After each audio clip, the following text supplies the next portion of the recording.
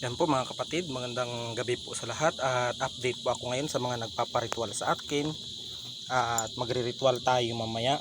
Yan, mga mamayang 9 PM kasi kanina ay may pinuntahan kami ng aking partner. Yan, at ano na mga kapatid, hintay-hintay lang sa mga nagpagawa sa akin ng ritual at narito na at mag-a-update ako sa inyo. Yan na po ang mga yan na po ang mga mga ginagamit ko sa pagre-ritual. Ayan po yung yan.